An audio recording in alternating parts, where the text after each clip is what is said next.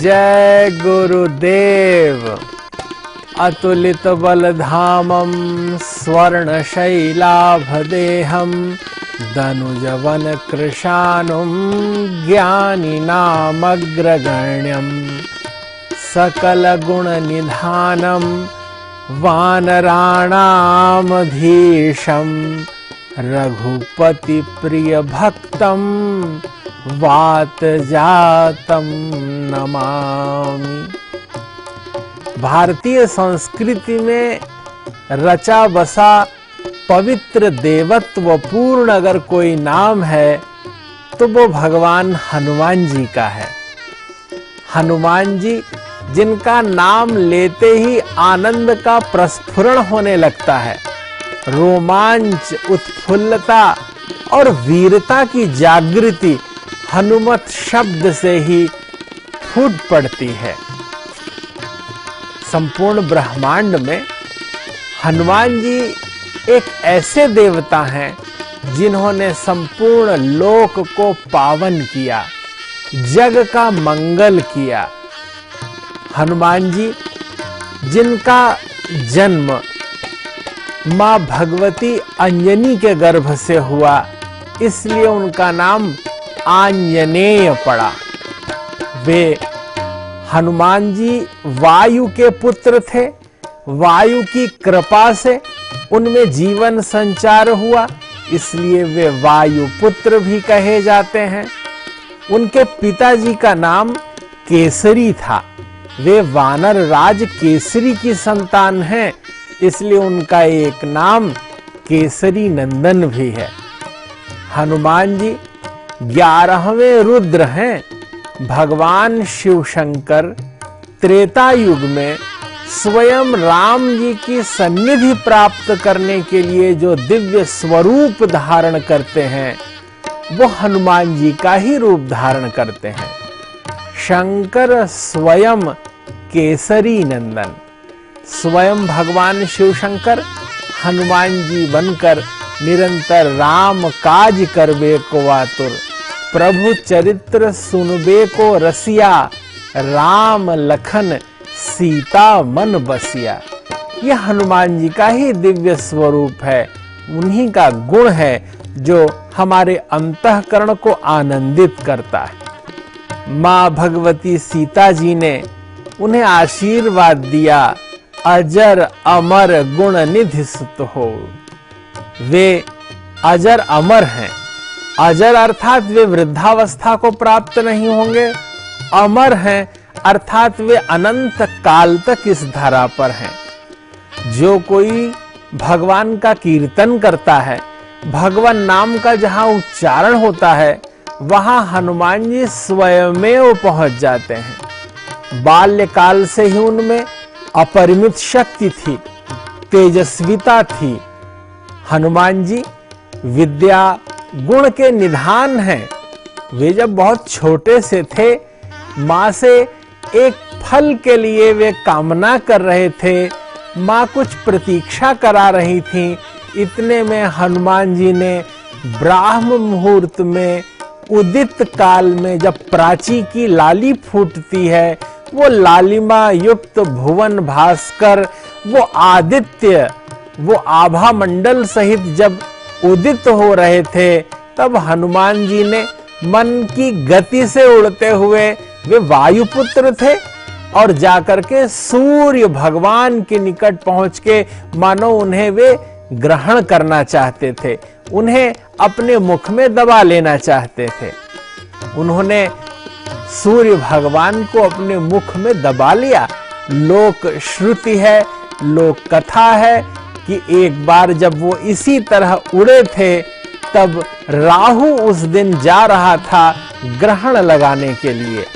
राहु ने देखा कि ये दूसरा कौन है जो सूर्य पर ग्रहण लगा रहा है, सूर्य को लील रहा है, और वह लौटकर इंद्र के पास आया। इंद्र से राहु ने कहा, ये दूसरा राहु कौन आ गया, मैं भयाक्रांत हो रहा हूं, चलो देखो कौन है जो सूर्य को लील रहा है। इंद्र आए हैं।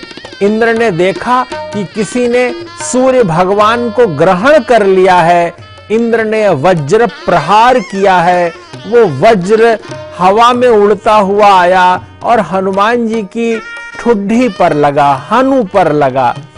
हनुमान जी का मुख खुल गया, सूर्यदेव बाहर प्रकाशित हो गए, हनुमान जी नीचे धरा पर गिरे। चूंकि उनकी ठुड्डी पर चोट लगी थी, जिसे संस्कृत में हनु कहते हैं, तब उनका नाम हनुमान पड़ गया। अर्थात सभी देवता उस क्षण अचंभित हो गए। वायु देवता ने तो वायु को रोक लिया, ब्रह्मांड कंपित हो गया। तब समस्त देवताओं ने एकत्रित होकर के हनुमान जी को आशीर्वाद दिया है, ऋषियों ने आशीर्वाद दिया है, यह कि अब आपका शरीर वज्र का हो जाए। तब से उनका नाम बजरंग बली पड़ गया। वज्र की तरह जिनका शरीर हो, वे अपार बलशाली हो, उसी क्षण कहा जाने लगा बजरंग बली भगवान हनुमान जी। उनकी दिव्य आभा, ओज, कीर्ति, शास्त्रों का विमर्श करने से ऐसा पता चलता है कि लगभग आज से 58,112 वर्ष पहले त्रेता युग के अंतिम चरण में चैत्र पूर्णिमा के दिन मंगलवार चित्रा नक्षत्र में मेष लग्न में प्रातः काल 6:03 पर वायुपुत्र हनुमान जी का जन्म आंजन नामक पहाड़ी गांव में एक गुफा के अंदर हुआ था। वे आज हमारे लिए आदर्श पुरुष हैं। उनका सभी नाम, धाम और काम निरंतर हम सबके लिए प्रेरणा बना हुआ है। हनुमान जी ओम हुं हनुमते नमः, यह उनका दिव्य मंत्र है, जिसका स्मरण मनन चिंतन करते ही समस्त विपदाएं स्वयमेव दूर हो जाती हैं।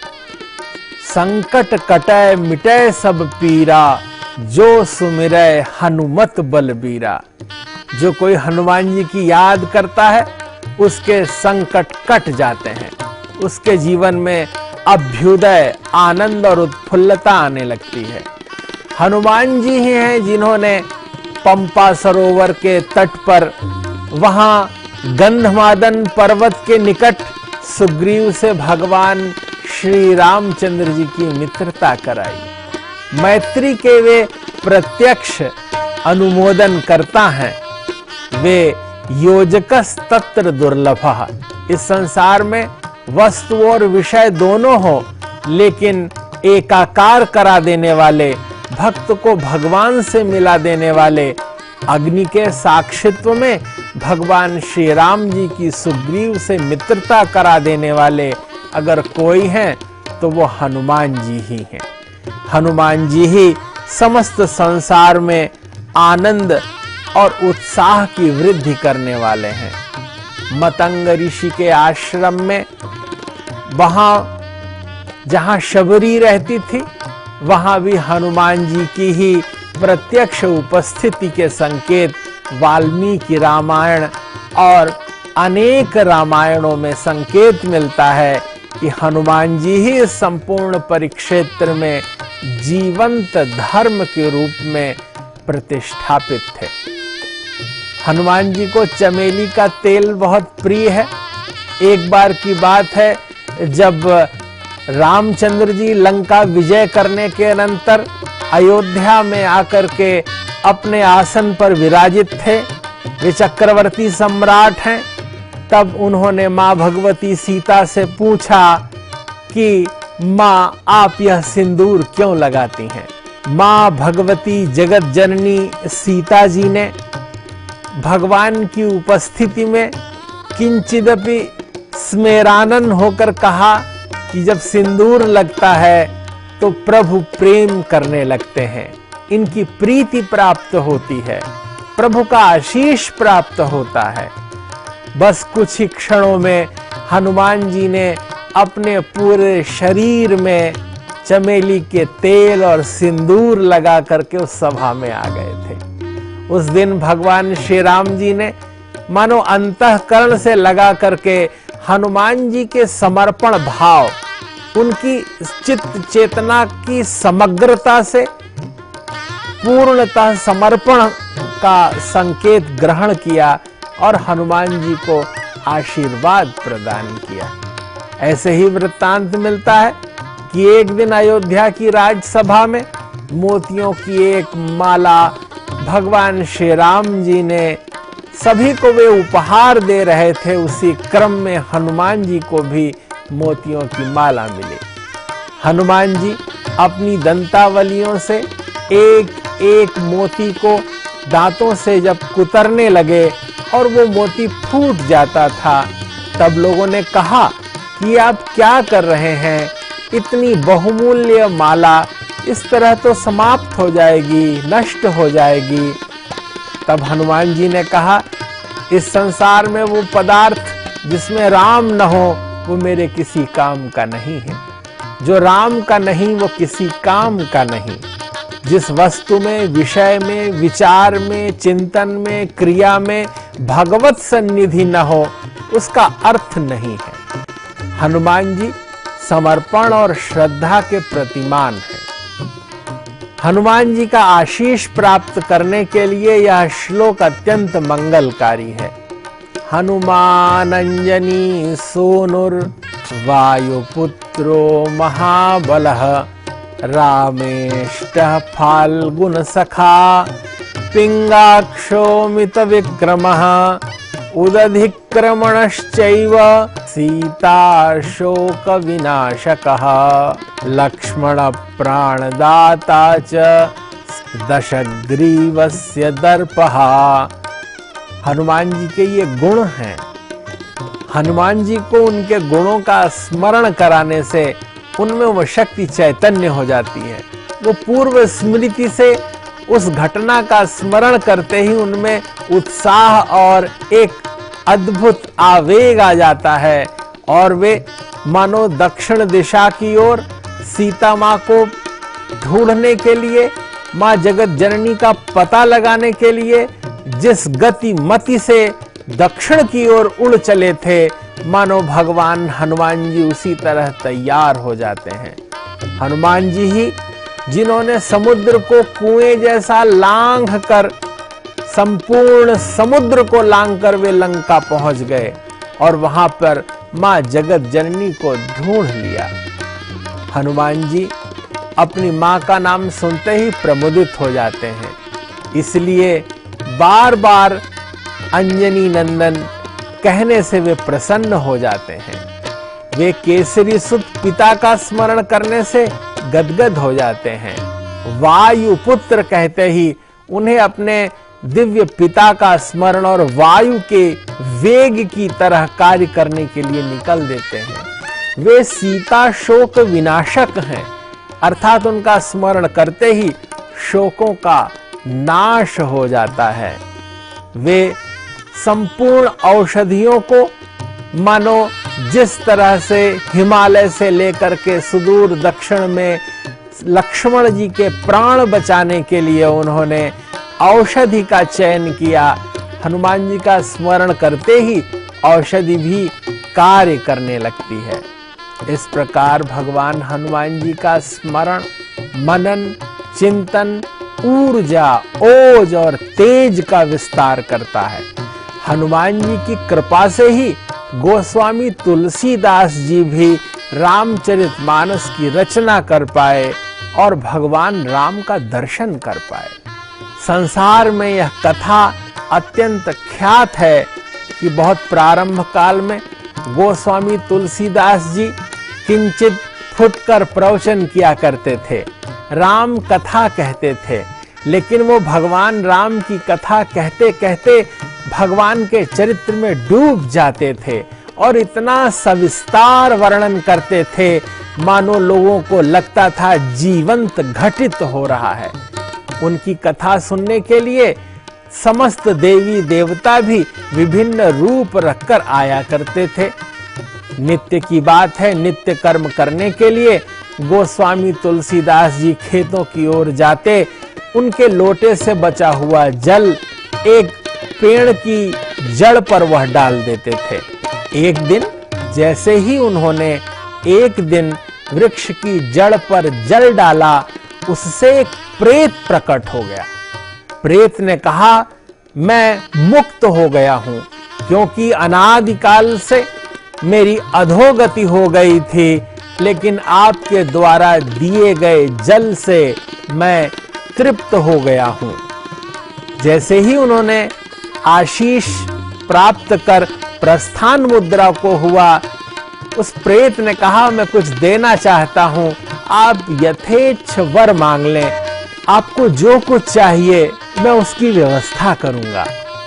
गोस्वामी तुलसीदास जी ने कहा, मैं तो भगवान राम से मिलना चाहता हूं, क्या तुम मिला सकते हो? प्रेत अट्टहास कर कर हंसा, बोला, अगर मैं भगवान राम से ही मिला सकता तो प्रेत क्यों होता? उतनी तो मेरी गति नहीं है, लेकिन हां, मैं रास्ता बता सकता हूं। गोस्वामी तुलसीदास जी ने कहा, क्या रास्ता है? प्रेत ने कहा, जब आप नित्य कथा कहते हैं तो आपकी कथा में सबसे अंतिम व्यक्ति के रूप में अपना सिर झुकाए हुए, बहुत ही मलिन वस्त्र धारण किए हुए, मानो शरीर में एक बहुत गलित सा व्यक्ति अंत में बैठा रहता है। वे कोई और नहीं, हनुमान जी हैं, जो आपकी नित्य कथा सुनने आते हैं। आप उन्हीं को पकड़ लें, वे ही आपको भगवान से मिलवा सकते हैं। गोस्वामी तुलसीदास जी के लिए तो क्षण क्षण बड़ा भारी पड़ने लगा। उस दिन दोपहर कथा प्रारंभ हुई। जैसे ही कथा के मध्य तक पहुंचते हैं, उनकी दृष्टि गई तो वो अंत में वैसा व्यक्ति जो मलिन वस्त्र धारण किए हुए था, शरीर में कुष्ठ के निशान थे, वो अपना सिर छुपा के कोने में बैठा हुआ था। तुलसीदास जी अपने मंच से, आसन से लपक करके उसके पास गए हैं और पैर पकड़ लिया। समस्त लोगों ने बहुत मनाने का प्रयास किया। लोगों ने कहा, महाराज जी बस चलिए, छोड़िए। कुछ लोगों ने कहा, लगता है महाराज को गर्मी चढ़ गई है। किसी ने कुछ कहा। लोगों ने कुछ देर तक मनाया और फिर धीरे धीरे सब चले गए। बस गोस्वामी तुलसीदास जी और वो व्यक्ति बचा। तब गोस्वामी तुलसीदास जी की ओर मुख करके उन्होंने कहा कि मेरे पैर क्यों पकड़े हैं, आपको क्या चाहिए? उन्होंने कहा, मैं जानता हूं आप हनुमान जी हैं, हमें भगवान श्री राम से मिलना है, आप मिलवा दीजिए। तब उन्होंने कहा कि आप चित्रकूट आइए। चित्रकूट के घाट पर भगवान श्री राम जी नित्य स्नान करते हैं, आप वहां चंदन लेकर बैठिए। भगवान जब स्नान करके निकलेंगे तो आप उनके माथे पर तिलक लगाइएगा। ऐसा ही हुआ, लेकिन अगले दिन निराशा हाथ लगी। भगवान नहीं मिले तुलसीदास जी को। तुलसीदास जी ने फिर हनुमान जी से कहा, वो तो नहीं आए। हनुमान जी ने कहा, वो आए थे, आप पहचान नहीं पाए। तब अगले दिन हनुमान जी ने कहा कि मैं तोता बनकर ऊपर से बोलूंगा, जब भगवान राम आएंगे तब आप समझ जाइएगा। अगले दिन भगवान श्री राम स्नान कर आते हैं, तब तोता के स्वर में हनुमान जी बोलते हैं, चित्रकूट के घाट पे भई संतन की भीड़, तुलसीदास चंदन घिसत तिलक देत रघुवीर। गोस्वामी तुलसीदास जी ने चंदन लेकर भगवान के माथे पर लगाया। उनका जीवन धन्य हो गया, अंतःकरण पुलकित हो गया, रोम रोम आनंदित हो गया। इस शरीर से भगवान का साक्षात्कार हो गया।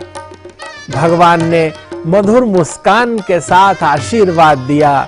गोस्वामी तुलसीदास जी, जो वाल्मीकि जी का ही इस जन्म में अवतार थे, उनके अंतःकरण में सरस्वती का प्रस्फुटन हो गया। 86 वर्ष की अवस्था में गोस्वामी तुलसीदास जी ने रामचरितमानस लिखना प्रारंभ किया। वे कुल 126 वर्ष जीवित रहे, लेकिन हम सबके अंतःकरण में मानो अनंत काल तक, कोटि कोटि युगों तक गोस्वामी तुलसीदास जी हम सबके बीच जीवंत रहेंगे। ये भगवान का आशीर्वाद है और इसमें योजक हनुमान जी थे। जैसे हनुमान जी ने राम जी की मित्रता सुग्रीव से कराई, जैसे हनुमान जी ने ही गोस्वामी तुलसीदास जी को आशीर्वाद दिलाया, उनकी अमर कीर्ति है। हनुमान जी प्रत्यक्ष जागृत चैतन्य देवता हैं। गोस्वामी तुलसीदास जी को एक बार अपनी बाजुओं में बहुत कष्ट हुआ, तब उन्होंने बजरंग बाण की रचना की, जिसका पाठ करते ही शरीर की कोई भी पीड़ा दूर हो जाती है। एक बार अकबर बादशाह ने तुलसीदास जी को दिल्ली के लाल किले में बुलवाया। अपने शिष्यों सहित गोस्वामी तुलसीदास जी जब वहां पहुंचे तो वो कहने लगे, कोई चमत्कार दिखाइए। गोस्वामी जी ने कहा, हम तो भक्त हैं, हम कोई चमत्कार नहीं जानते। तब अकबर ने शाम होने के बाद उन्हें जेल में बंद करवा दिया। ब्राह्म मुहूर्त में, रात्रि के अंतिम प्रहर में जब गोस्वामी तुलसीदास जी जग गए और उन्होंने जेल में ही हनुमान चालीसा बोलना प्रारंभ किया, उनके शिष्यों ने वहीं लिख लिया। हनुमान चालीसा खत्म होते होते ही दिल्ली के लाल किले पर बंदरों ने हमला कर दिया और उनके परिवार के, बादशाह के परिवार के लोगों के वस्त्र पकड़कर फाड़ने लगे।